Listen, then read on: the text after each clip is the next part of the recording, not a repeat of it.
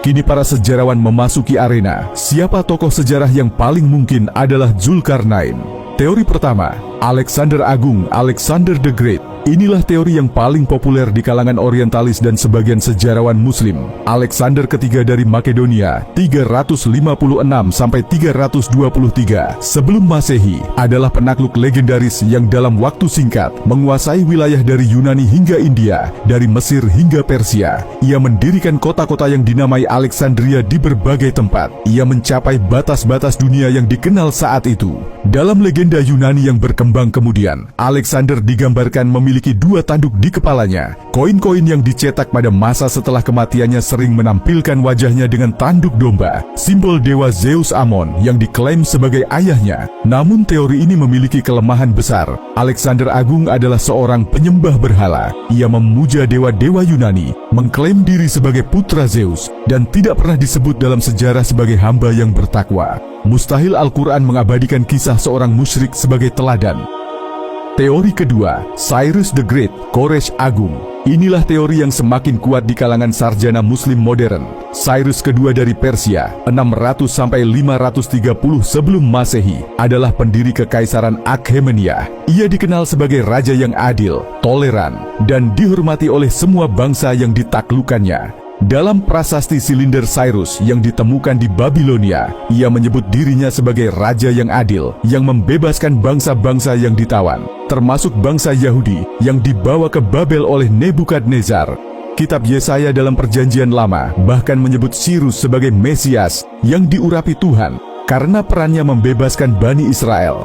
Cyrus mencapai batas-batas dunia yang dikenal. Ekspedisinya membawanya ke timur hingga pegunungan Hindu Kush dan ke barat hingga wilayah Turki dan Yunani. Ia dikenal sebagai raja yang menghormati agama-agama lokal dan tidak memaksa rakyatnya menyembah dewa tertentu. Sejarah mencatatnya sebagai penguasa yang bijaksana, bukan tiran. Namun teori ini juga belum final. Tidak ada bukti arkeologis yang secara eksplisit menyebut Cyrus sebagai Zulkarnain. Gelar itu tidak ditemukan dalam prasasti-prasasti Persia. Teori ketiga, seorang nabi yang tidak disebut. Sebagian ulama, seperti Ibnu Katsir, cenderung mengatakan bahwa Zulkarnain adalah seorang nabi, atau setidaknya seorang hamba saleh yang diberi ilham langsung oleh Allah. Mereka mendasarkan pada fakta bahwa Al-Quran menyebutnya dengan pujian dan mengisahkan dialognya dengan Allah, sesuatu yang biasanya hanya terjadi pada nabi dan rasul. Apakah ia seorang nabi? Allahu a'lam. Yang pasti, ia bukan rasul karena tidak disebutkan dalam daftar 25 nabi yang wajib diketahui. Namun status kenabiannya tetap menjadi misteri yang belum terpecahkan.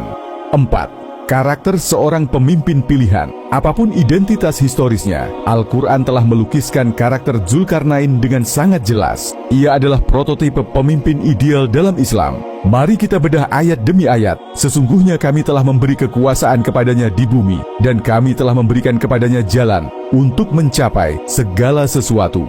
Quran Surat Al-Kahfi ayat 84. Perhatikan dua anugerah besar yang Allah berikan.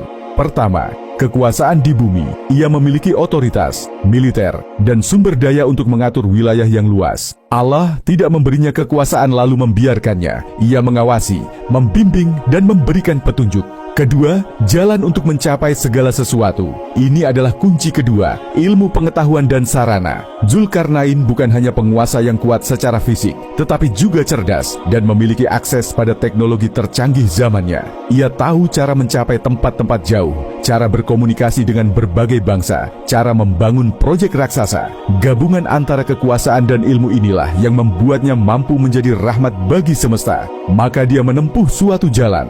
Quran Surat Al-Kahfi ayat 85. Kata jalan di sini dalam bahasa Arab adalah sababan, bisa berarti jalan fisik, bisa pula berarti sarana dan sebab. Ia menggunakan semua sarana yang Allah berikan untuk bergerak, menjelajah, dan berbuat kebaikan. Ia tidak diam di istana, tidak berpuas diri dengan kemewahan. Ia keluar, melihat langsung kondisi rakyatnya, dan turun tangan memecahkan masalah. Disinilah letak keagungannya. Kekuasaan tidak membuatnya malas, ilmu tidak membuatnya sombong. Ia tetap bergerak, tetap berjalan, tetap mencari cara untuk bermanfaat bagi orang lain. 5. Rahasia. Di balik perjalanan pertama Al-Quran, kemudian mengisahkan perjalanan pertamanya.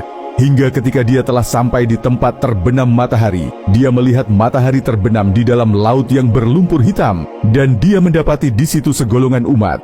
Quran Surat Al-Kahfi ayat 86. Bayangkan pemandangan itu. Zulkarnain berdiri di ujung barat dunia, menyaksikan matahari perlahan tenggelam di cakrawala. Lautan di hadapannya berwarna hitam pekat, berlumpur, mungkin laut yang tenang namun dalam. Pedar jingga matahari memercik di permukaan air yang gelap. Pemandangan yang agung, mencekam, sekaligus menakutkan. Di tempat yang sunyi dan terpencil itu, ia menemukan satu kaum. Mereka hidup terisolasi dari